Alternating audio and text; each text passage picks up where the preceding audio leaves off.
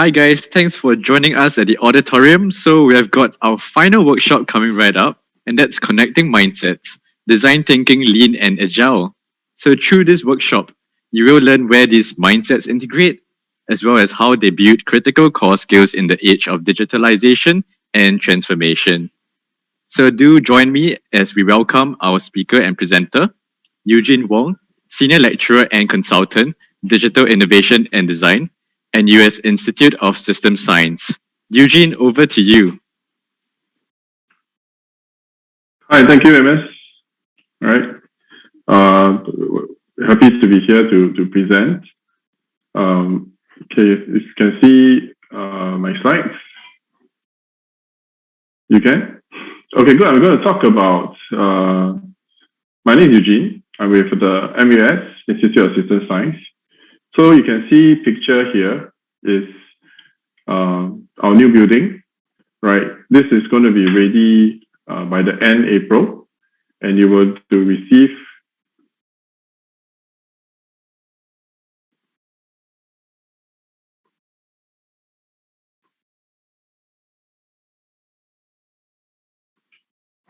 all right.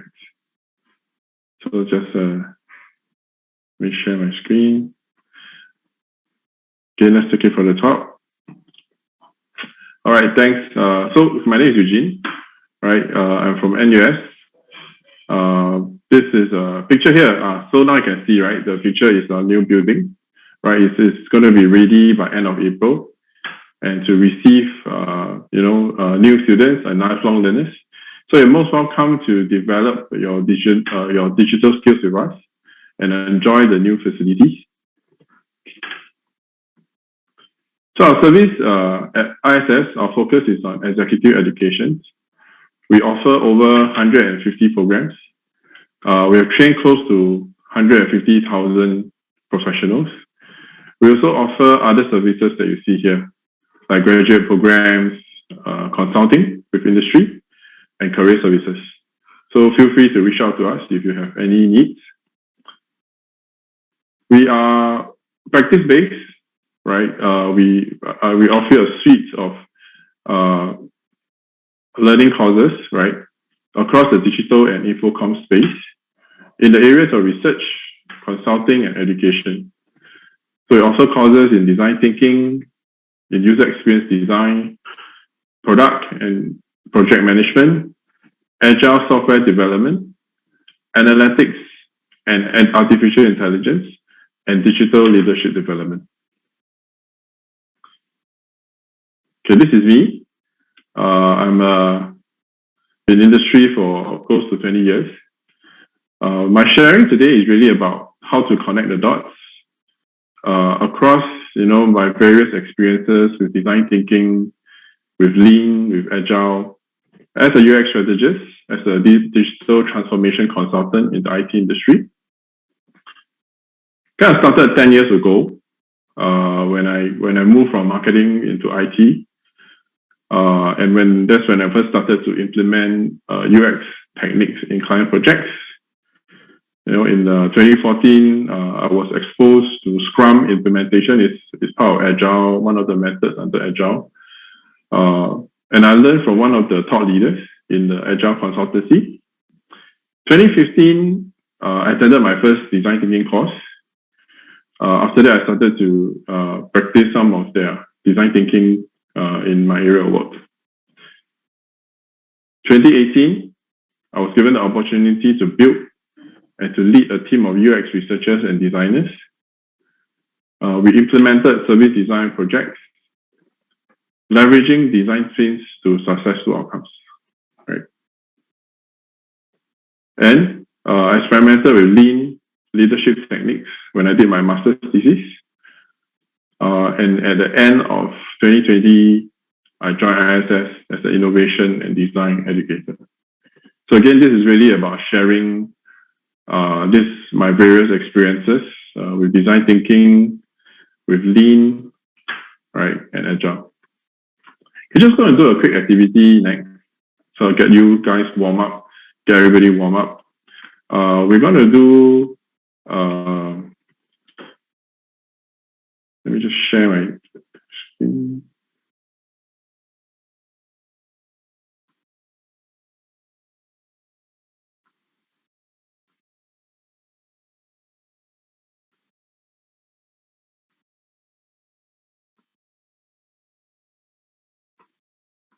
All right.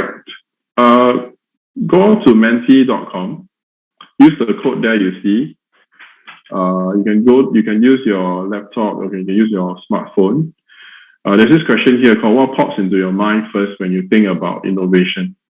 So think about the first word that comes, or a couple of words that comes when we talk about innovation.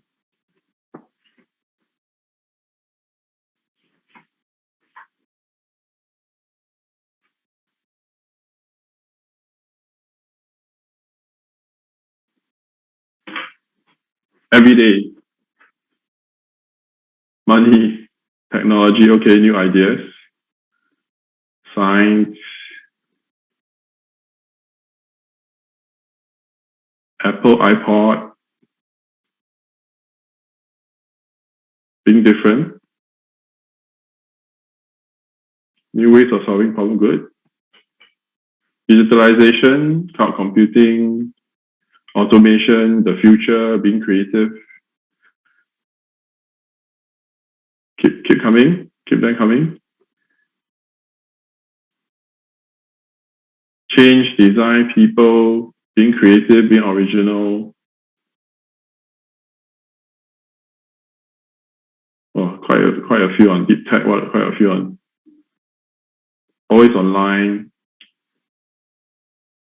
creating change, new ideas.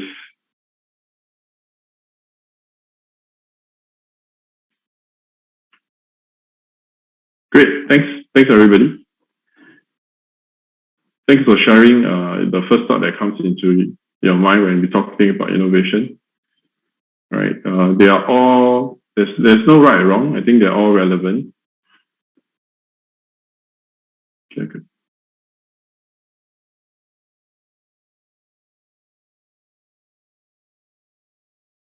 Okay, let me share back my screen again.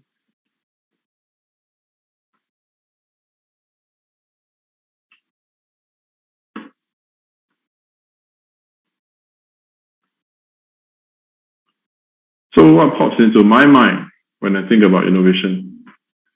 Well, lately is about this innovate or perish.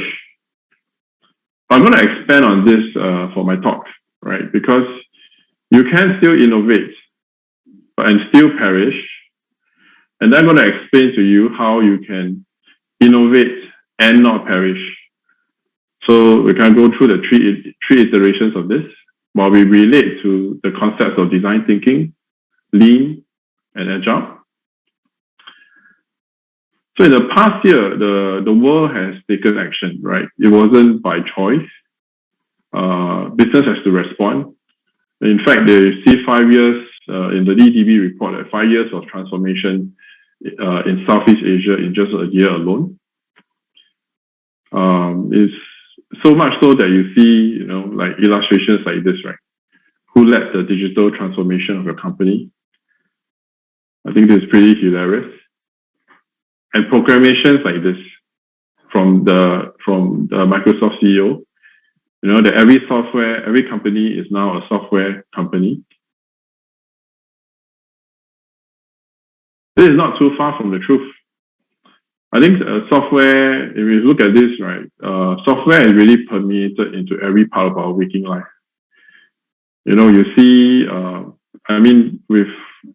it is not really, and the logos, the companies are listed here, they are not really, like what you think as traditional software companies, right? But their software is there, to like things like LinkedIn, like recruitment.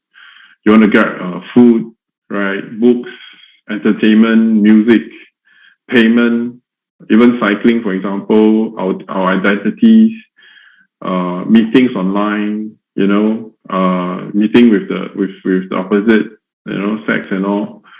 So they really has taken over every part of our waking life.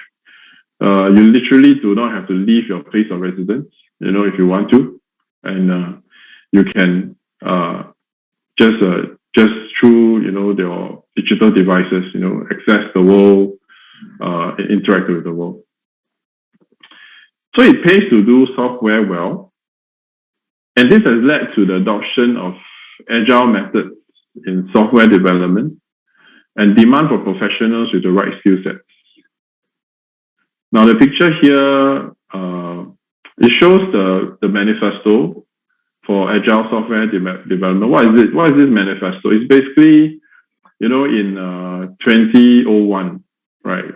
Almost 20 years ago, there was a gathering of 17 software developers, right, in Utah.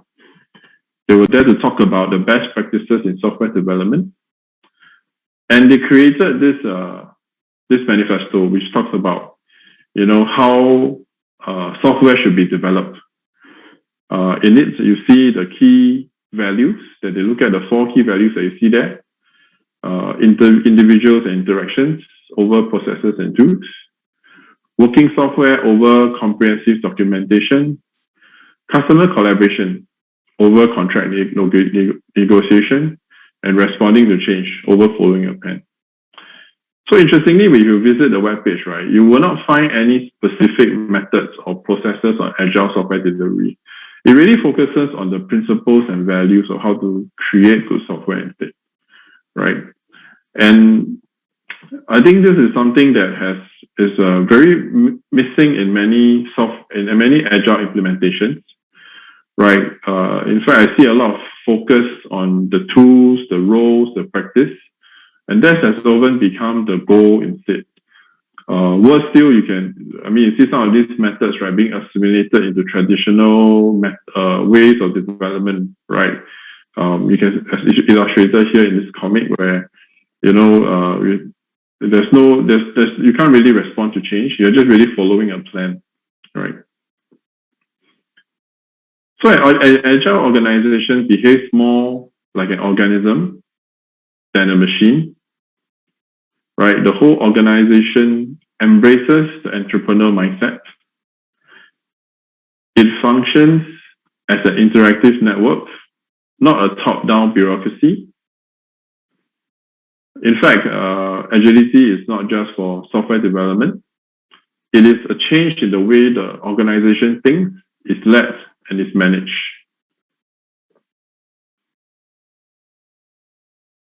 Now, interestingly, if you examine the history and the development of Agile, you can trace it to the manufacturing of automobiles. In this picture, it looks very familiar, right? It looks very, there are, workers on the automobile assembly line. And on the left, you see the picture of the Ford assembly line. On the right, the picture of the Toyota assembly line. But they cannot be any more different. So from this, you there are two, it originated into 2 ways of management, right? One, Ford, right, really gave us, the type of top bureaucracy that we are very used to today.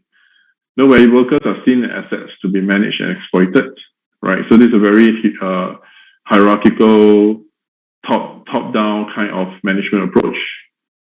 Right, for Toyota, we came the concept of Kaizen, or continuous improvement, where workers are coached and given the autonomy to problem solve and continuously innovate. So they may look the same, but the culture, the way they work is very, very different. Now, this is what scientific management looks like today. I'm sure many of us are familiar with, the timeline. If you have project management, I'm sure you're very familiar with the Gantt chart. In fact, the Gantt chart was it's kind of an artifact that came from the Ford era, right? This is where assignments or work is broken down into parts. They are passed from one stage to the next stage. Typically, those who are involved, they work in silos, right? They complete and then they pass on to the next person. There's an overemphasis on timely delivery and deliverables rather than quality and outcomes. This is what scientific thinking looks like today, right? So what do we see here? Basically, you see a person on the line pulling this cord. It's called an end-on cord. So what does the cord do? So a person on the line who's working at the line, they have actually the autonomy to stop the assembly line. If they detect, for example, any issues or they need to investigate, when they pull the line, it stops, right? And they actually can investigate the issue. They can propose solutions to improve the work or address the quality at that point of time. So this is really about pushing down and giving autonomy, to workers who are closest to the work, to have the ability to sense, to respond, and to make changes, right? And another, and Amazon has kind of adopted this principle as well of the end-on code for the products that it ships, right? So we see a physical code now. This now is a digital code, end-on code. So basically, support agents at Amazon, they can pull the code, so-called, open inverted commas, when they suspect that there's a problem with their inventory. And this is what happens that it stops all the sales, right? And shipments before the issue spreads to more customers. And this practice has allowed them to reduce returns and support requests. Now, in Jeff Bezos, he sends letters to his stakeholders, every year. In 2013, he actually talks about this end-on code, right? About how it's there, to encourage that culture, where everybody has that responsibility, to innovate, right? To make quality work, basically. So if you think about it, scientific thinking is actually lean thinking. Mike Rosser, he's from MIT. He studied the Toyota production system. If you look at he refers to it as the improvement kata, right? So what is the improvement kata? So basically, you see that 1, 2, 3, 4. It's basically a 4-step thing. Where number 1 is you need to understand, what is the challenge, what's the direction. Number 2, you need to understand your current condition, which is where you are. Number 3, set your target condition. And then number 4, about experimenting. So it's basically about experimenting, conducting experiments, to get to the next level, to improve or to solve problems. So this is the Toyota product. What Toyota teaches, at their plants, right, for the workers, so that they can continuously improve, so that they can innovate. We also see this in Eric Ries about the build, measure, learn loop in his book, The Lean Startup. So it's basically a whole cycle that how fast you can go through the cycle where you can create from ideas, where you can build into code, and where you can do testing and measurement, and from the data you learn, and then you iterate. So it's actually similar. So both refers to lean thinking, the ability to sense, the ability to adapt and improve through experimentation. So Martin Fowler, he is actually one of the original signatories of the Agile Manifesto. He especially links the two mindsets, in one of his articles. Basically they do not do Agile or Lean. You do Agile and Lean. So they are actually, they go hand in hand, the two. So lean thinking is really, in the context of, that every business is a software business. Lean thinking is like the scientific brain of an organization. So this is about the culture, right? The culture of the organization. Whether whether you're top down or whether you are progressive, right? Whether you give the autonomy, for staff to experiment, right? To change, to improve, to innovate. While Agile it provides the cadence to respond rapidly to environmental conditions through technology implementation, right? So together they actually empower an organization to experiment their way forward, right? Through sensing, through responding, and to make progress through continuous improvement. So in a sense, this is how we connect lean and agile, the thinking behind the two, right? In the context of, now in the context of the digital world, in the context of how businesses need to leverage on software, for competitive advantage. But, right, just say but here. There is actually a very vital piece that's missing, right?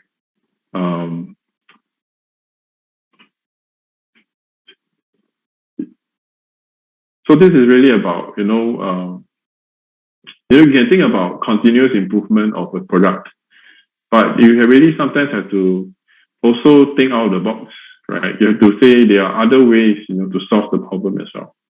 So this, I think this quote here is really quite apt, right? That the electric light did not come from the continuous improvement of candles.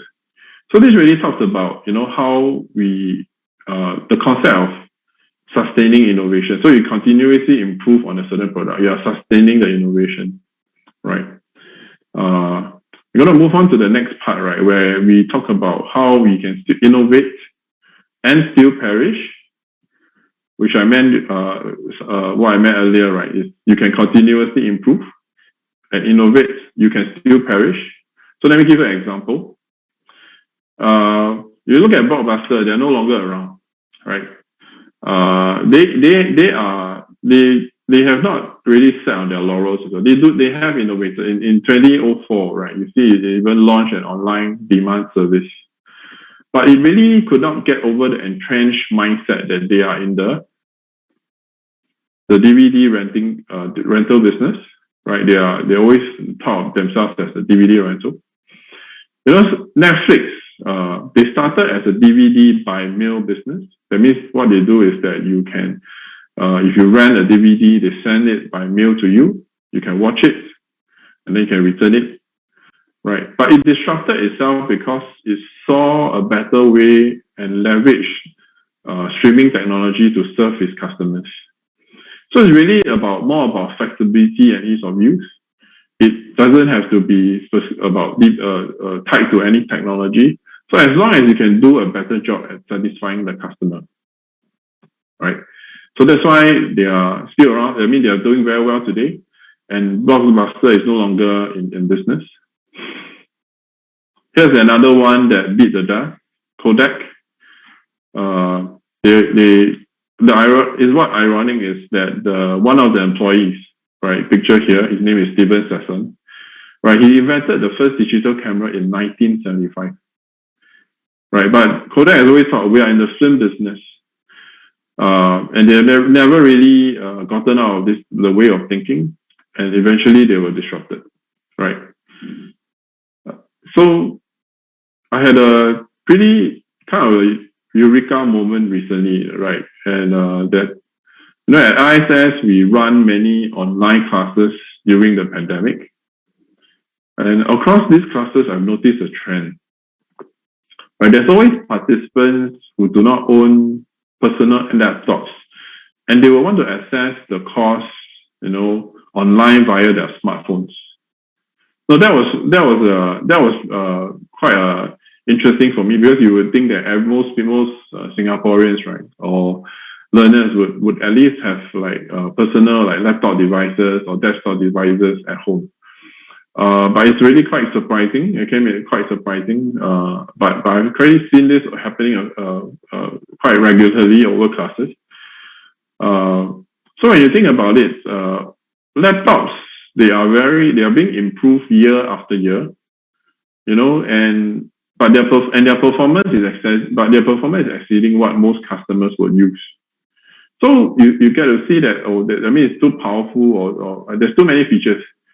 And there's this concept called non-consumption, meaning that, people are, you have, very innovative products, or what we call innovative or products with many, many features, but people are really not finding any use for it. Right? It's almost like driving a Ferrari on roads with speed limits, right? So why want to drive a Ferrari then, when you can do it on any Japanese brand car. So instead, we start to see consumers, right, they are changing to lower cost and more portable devices. So this could actually be a potential disruptor, right, to those companies who are, selling laptops, right, or desktop devices. And this moment, this reflection, when I was thinking about this, really helped me to understand, a bit more about, appreciate what disruptive innovation could be, which actually is a concept from this Harvard professor. His name is Clayton Christensen. He writes about disruptive innovation, sustaining innovation. So this is something that he really came out with a theory of how to explain, how to explain and how to understand innovation. So if for anybody in the space, for anybody who wants to learn about innovation, I think if you refer to the works of Clayton Christensen, right, you really there's really a lot of insights that you can gain from there. So same thing as I explained earlier, right? If you look at this graph here, think of where the smartphone started. Think of where the smartphone is now, right? It's gotten good enough over time that it's starting to disrupt laptops, right? I mean, this is what we are seeing, right, in classes. And, with new technologies like 5G, right? Let's say if you look at it from a sustaining perspective, right? Sustaining innovation perspective, it will look like this. So maybe somebody will say, oh, the 5G laptop will not need storage, but it is still a laptop nevertheless. I mean, it still, would be the company thinking, the laptop business.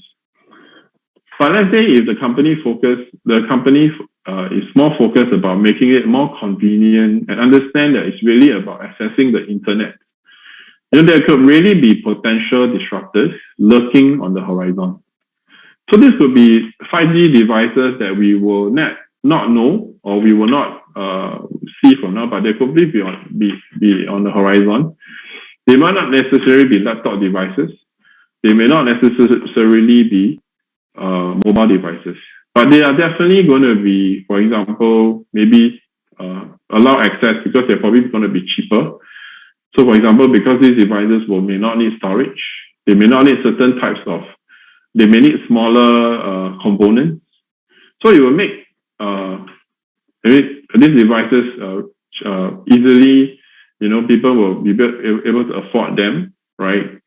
And eventually, companies like HP, Dell, they may find themselves in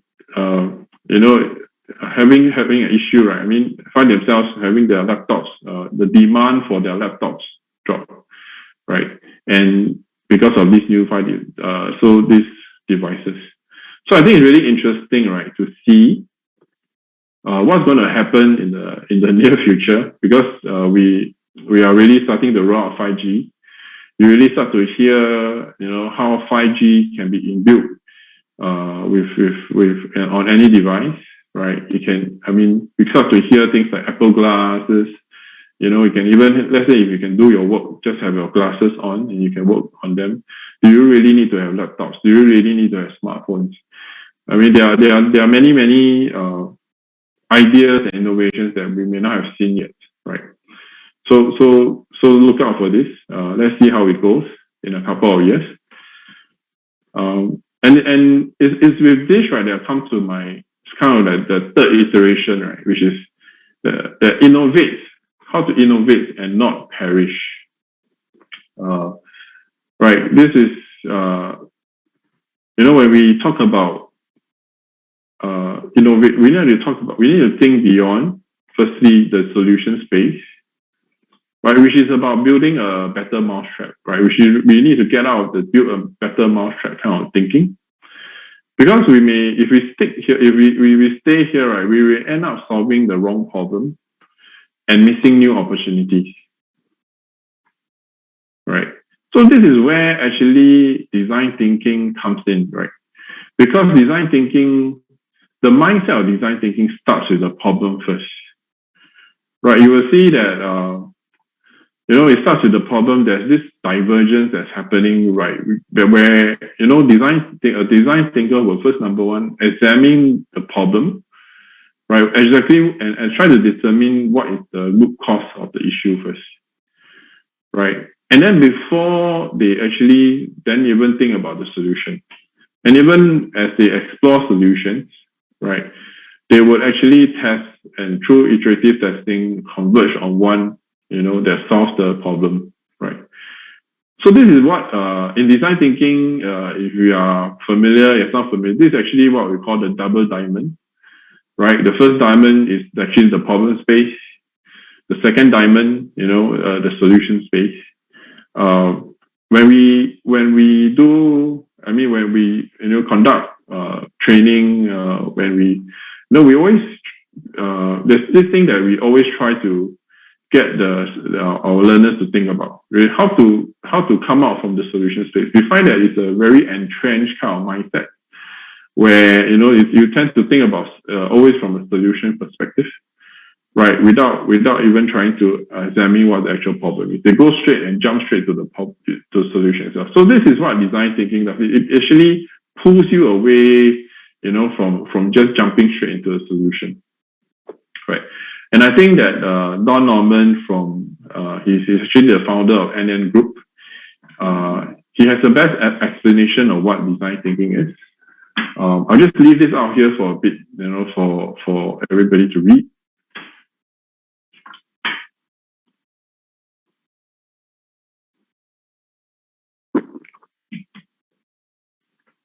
All right, so really, he really explains it very well, not jumping immediately to a solution to the stated problem. Instead, they actually trying to determine what is their basic root cause or the actual problem that needs to be solved.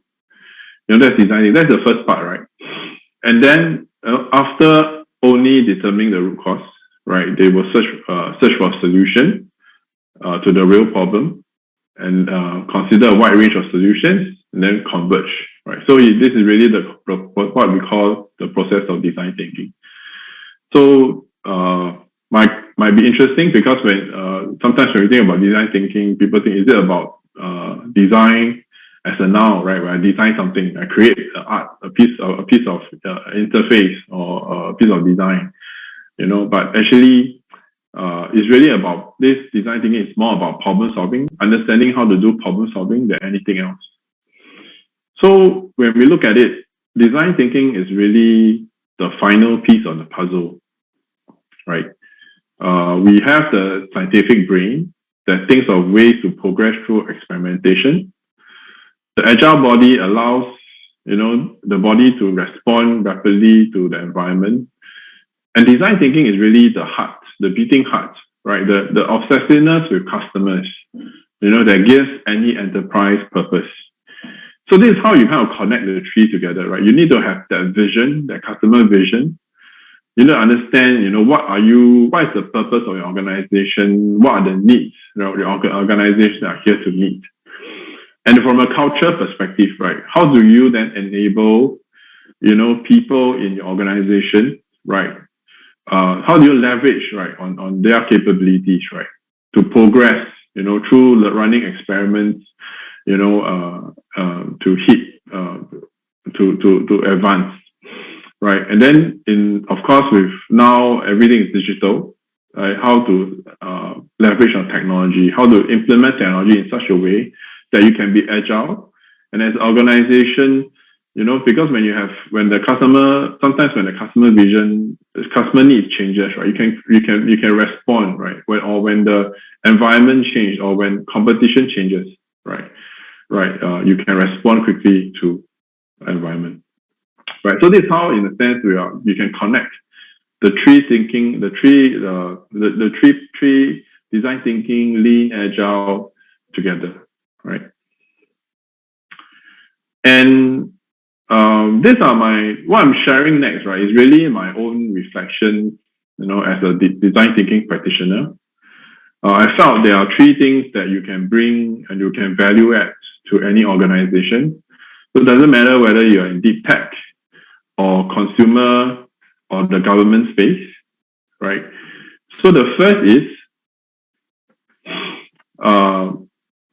about how we can set vision, right? So as as design thinking can help to set the vision as by identifying criteria or needs that would make your product or service desirable. Imagine, all right, making your understanding, know what the type of how your customer thinks or what they're actually looking for. To have a deep understanding of that will just make developing products and services that much easier, right? And then I want to just share with you a very high level of this concept, right? Where if you think about this, right? People don't buy products or services or brands. They actually hire solutions to get jobs done. So think about this. Use this as a way, to think about. So, for example, you can think about when was the last time, you hired something, right? And what was the job that you're trying to get to do?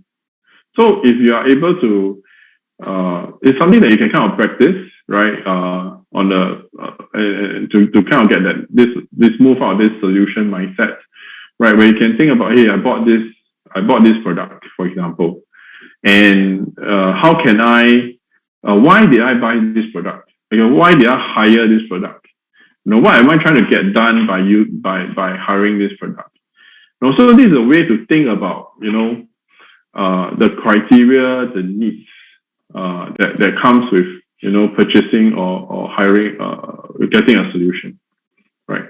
So one example that I have here is, or one is the exercise that I like to do with you here is, you see this set of newspapers, right?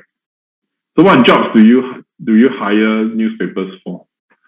So I'm going to stop. I'm going to move to the poll, right? The next activity.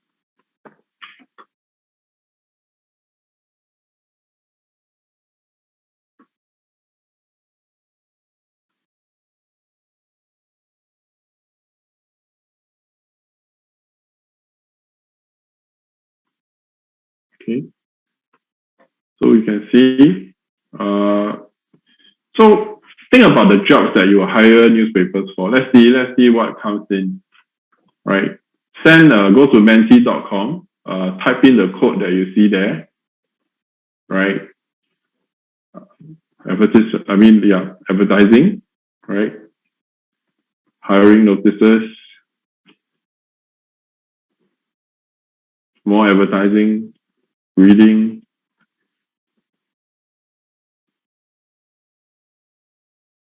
Yeah, so you start to see, so it's good, right? You start to see, okay, these are the jobs that's the papers are being hired for, right? And you notice that they're quite solution agnostic.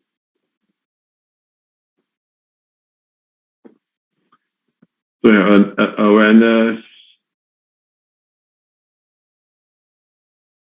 marketing, recycling, yeah,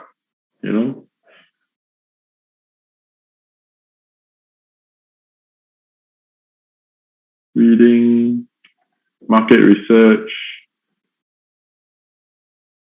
brand awareness,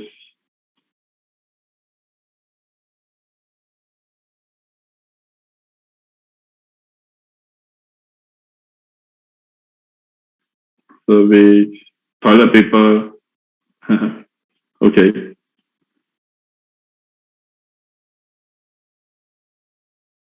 Lining the cat cage, that's a good one. Cleaning, okay.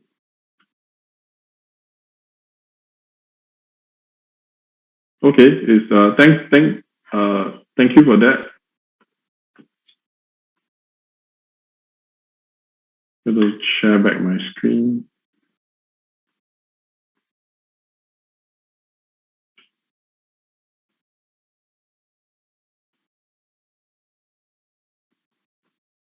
All right. So if you look at this, right, if you look at this, if you can identify the jobs that your solution is hired to do, right? So for example, some of those I listed here, for example, there was one that was about like how to line the cat litter, how to give offers to access offers and deals, right? We talk about advertising, marketing, how do I get opinions, How do I am kept up to date? How do I, for example, how am I entertained in the toilet? In the mornings, for example. So you can identify all the jobs that your solution is hired to do. You can actually find better ways to enable those jobs to be done in a faster and more accurate way, right? And then you will discover, if you have this kind of thinking, right, you start to discover that your competition are just not confined to those who are in industry. And that's where actually disruptors will come, right? They come from outside of your industry, right? One very good example that I want to share is IKEA, right? They've been around for 30 years, yet no one has managed to disrupt them, right?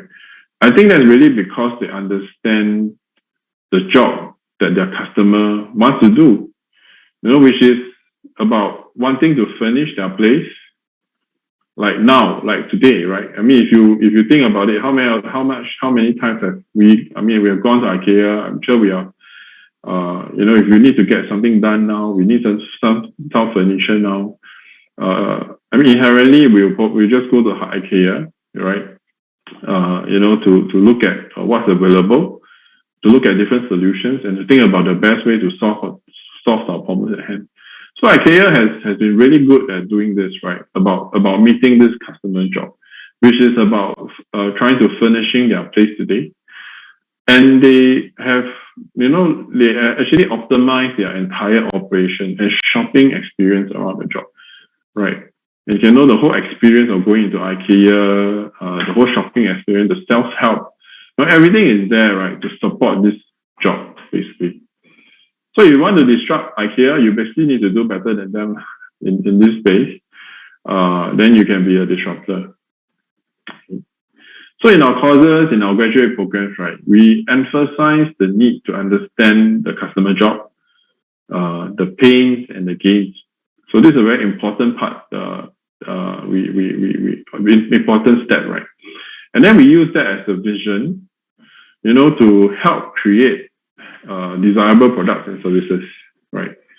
And in essence, again, this is really design thinking, isn't it? Right? You think about the customer first, then you think about the solution, right? Okay, so this is like my first, the first outcome, which is about how do you set vision, right? How do you identify criteria that will make your products and service desirable? So the second reflection that I have, right, as a design thinking practitioner is really how we can engender collaboration. How we can actually unlock cross-functional power of shared understanding and diversity, right? And this is something, it doesn't.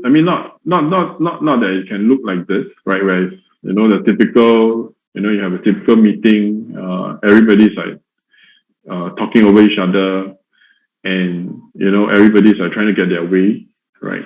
So definitely not this, right? This is not about collaboration, but this, right? Because there are many methods in the design thinking toolkit that will help you to get the most out of any cross-functional team, right? It creates this shared purpose for any endeavor across stakeholders of various seniority. So basically, you're actually bringing different stakeholders from different seniority together to make decisions, and through this toolkit, right, you can harness the creative capabilities of all who is involved, and really minimize the risk of trying out new ideas. Now, this is a skill that's really in demand and can be applied in any industry, right? So design thinking is, as a practitioner, I've come to realize this, right, that even personally, it kind of transformed the way I want to work, right? And always trying to, get the most out of any sessions or any time that I'm working with my colleagues, right? Through these effective methods, right, of collaboration. And finally, on the last outcome that I think, right, as a reflection, is really about facilitating transformation. Because we can actually, through design thinking, we can actually engage.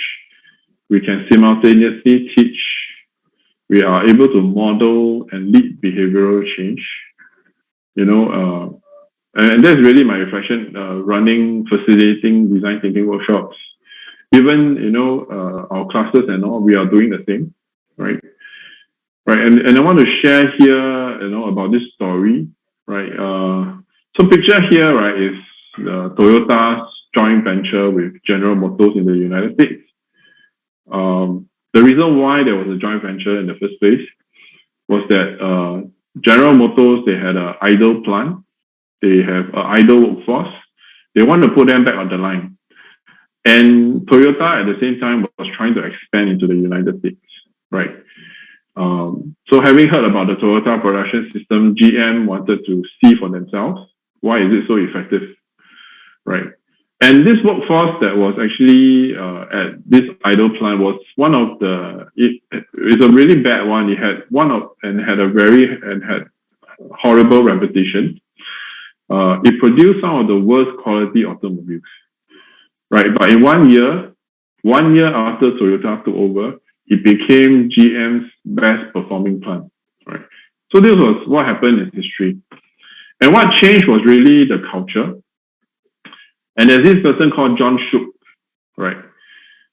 He was there to witness the change as the GM of administration and planning. He was actually trained by Toyota, right, to go in to run this plant. And he observed that it was actually the behavioral practices that were put in place that transform their behavior and eventually their mindsets.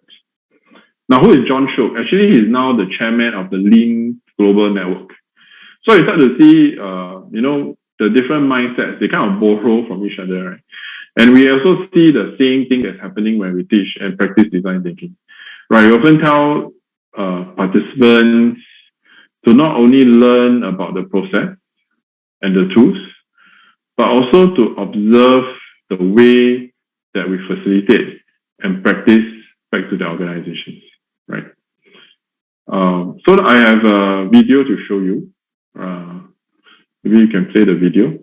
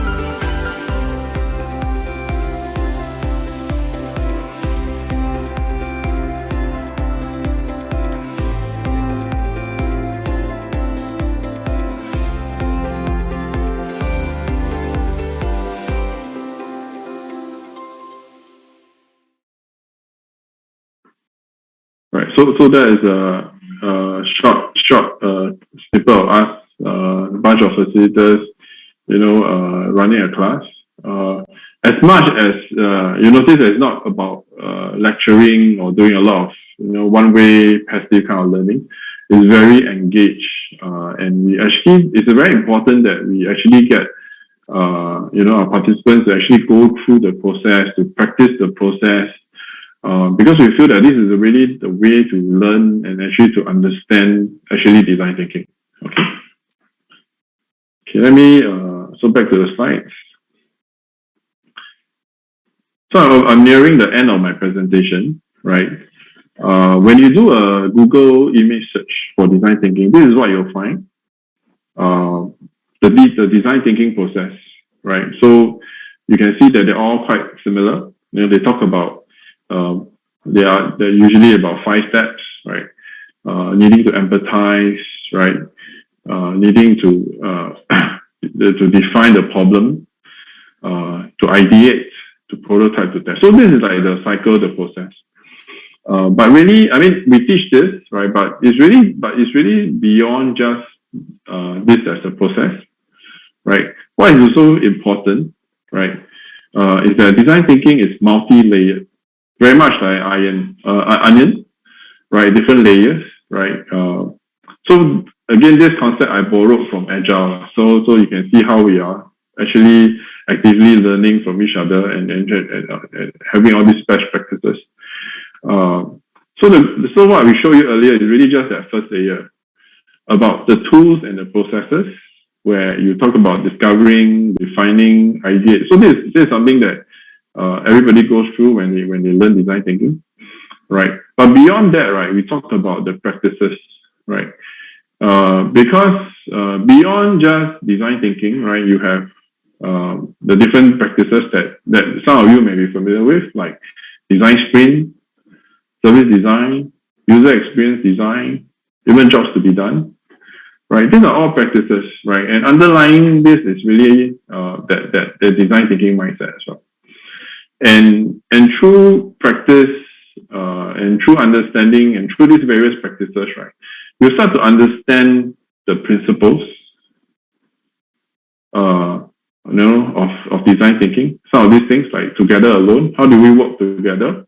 Alone. How do we? This is like some of these principles. How it's important to visualize work, right? Like through sketches, because it is about communication. How to make our ideas tangible, right? And so that we can get feedback on them, we can test them. How is about things like time boxing as well. So these are some of the principles that you start to understand, right? And then we talk about the values, right? Starting to understand, okay, what is empathy? How do we build upon each other's ideas, right? How do we collaborate? How do we say yes and, right? Instead of yes, no, yes, yeah, or. So think, and how do we look at ambiguity and how we embrace ambiguity, right? So this is some of the things that you start to understand and learn. And eventually, getting to the whole mindset itself, right? About not jumping to solutions, being able to have that divergence and convergence style of thinking. So design thinking is really beyond just a 5-step process. There are these various layers that you look at, different practices, though they may look like a different term, but they underlining is really the spirit and the thinking of design thinking. Okay. So this is really just to help you as you go to the more intangible parts, right? Of when you talk about principles or values, though they are very intangible, they are very powerful in creating healthy and thriving organizations. Right. And yeah, so this is the end of my talk. I hope that help just to sharing my own experiences across the three, across design thinking, across lean, across Agile. I hope it will be useful to you. I hope it can also maybe give you a bit of idea what they are, or maybe some of these things that you might want to try at work as well, right? I just want to say, and what you can do is, if you would like to learn more, you connect with us online, right? We are present in all the major social medias, right? You can get updates on our programs and our courses, right? You can start your learning journey with us, right? So I'm going to run through, going to go into Q&A now. So look at some questions that come through the poll, and then see if there's any that, yeah. So one question we have is, okay, what are the type of roles I can explore with design thinking? Oh, there are many roles, right, that you can explore with design thinking. So design thinking is like a process, right? So in fact, you can look at because they go through different skill sets, right? For example, it covers a range of skills from user research to leading cross-functional teams, to prototyping, to even design as a craft.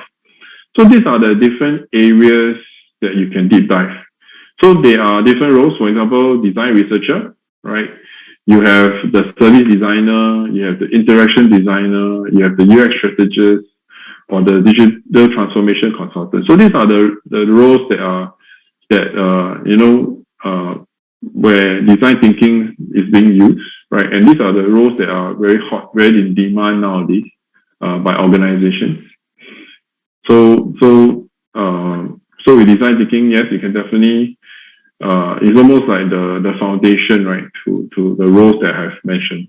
Okay. So I have another question here.